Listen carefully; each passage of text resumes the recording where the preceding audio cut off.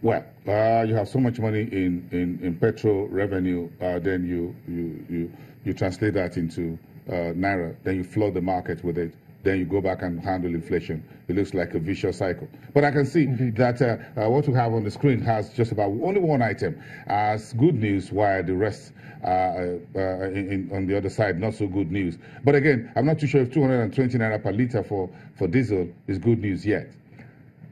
Compared to you folks believe it's compared to this time in 2 weeks ago when it was 240, 245 naira, at least 25 naira of that is a significant haircut. So that is why it's good news for consumers today. Look at the conversation right now around the world of oil. So the OPEC folks are meeting. There are a lot of, it looks like Iran is coming round to agree with Saudi Arabia, and at least let's keep a united front while we keep United States out of the room or influence out of the discussion. So Iran seems to be softening as the D-Day for the main meeting, and the announcement is just tomorrow. So we're about 24 hours ahead of that.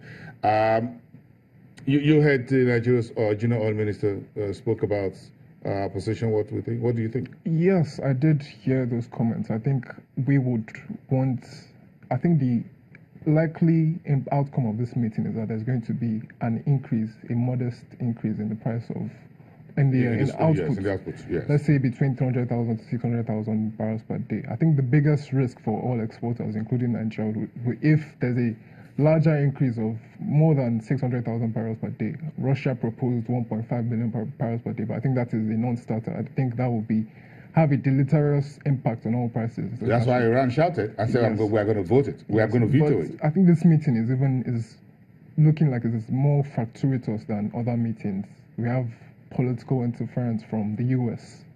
Iran's minister is coming out to say, why should an outsider be telling us what to do?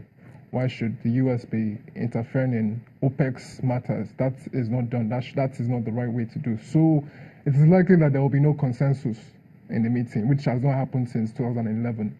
So, and if that happens, that would send a negative signal to the market. But I think OPEC is pragmatic enough to know that any hint or signal that the group is divided would send a shocking signal to the market, which would have a negative impact on oil price. So I think what would most likely happen is that the narrative will be around discussions are outgoing. There's a lot of flexibility, and let's say the next meeting in September, they will be able to achieve consensus. Whatever is discussed, what Nigeria would want to see today, tomorrow, the OPEC, as they will wrap up over the weekend and go back home, is that oil prices, nothing is done to jeopardize current oil price positions. Nigeria would not want any volatility to the downside. Yes, to the downside. Whatever it takes. Yes, whatever it is. But like I said earlier, the average price of oil for the year is $70 per barrel. So let's take the worst case scenario. If oil prices drop to $55 per barrel for, let's say, 2 weeks,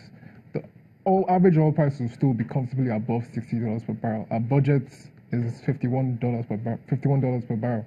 So that is there's still a significant headroom. So we're still Nigeria is still in a very comfortable position with regards to oil prices. Saudi Arabia is looking at about 80 to 100, something like that, 80, 85, as a comfortable way to balance its own very expanding budget deficit. Yes, and they are looking to float Aramco, yes, in 2019. Yes. So the high oil prices obviously support that IPO. The only thing Nigeria we are banking on right now, according to what the president reiterated yesterday, was about our own oil price. And the president says the positive global oil market outlook, as well as continuing improvement in non-oil revenues, makes us optimistic about our ability to finance the 2018 budget. That's what he says. You share the president's optimism on this? I do. Funding the budget would definitely be easier this time last year because our current oil prices at this current level is at a very comfortable level, and we're doing a lot in the non-oil revenue side too. So funding the budget will be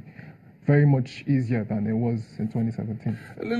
We'll have a few more conversation about that. We'll get how the other macroeconomics will play into this particular position. But if we take the budget 2018 back to the market straight, where you call the consumers market, that's what I mean by that. What should folks really be expecting from July?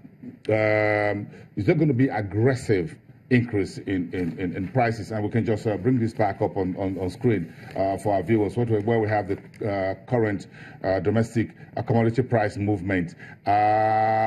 If we look at this basket of your survey, which you do every week, where do you think consumers should be a little bit concerned by now and say, look, it looks like this budget is going to dent my breakfast, lunch, or dinner?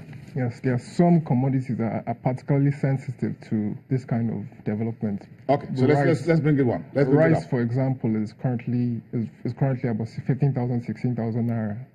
Beans, another commodity. Tomatoes, currently facing shortages from the north, would likely see an uptick. So those three commodities in particular would... Rice, beans, tomatoes. If you're listening here in Nigeria, you need to think about this. Rice, beans, tomato. These are the triggers, as it were, right? Yes, we'll likely see an uptick in those commodity prices in Q3, most definitely. Starting, that will be September? In October? Let's say from as soon as early August, September, October, yes. Okay, so folks, you need to prepare for a likely uptick in the price of rice, beans, and tomato moving forward. We're at around 15,000, 50 kg of tomato, rice at 16,500, and beans at 27,000. Yes, beans and tomatoes have particularly faced pressure from scarcity. Those commodities are particularly scarce. They come from middle belt areas, which unfortunately for farmers have been displaced. So as a result, there's a lot of scarcity, shortages. Not enough product has been able to come to urban areas. So that's why prices of those commodities are particularly high at this point. I will just put everybody on notice what you're seeing on the TV screen there. Thank you very much, Adimo Kwesa. Let's keep watching how the budget, how the market now begins to behave around the 9.13 trillion naira budget. Adimo Kwesa from Financial Derivatives.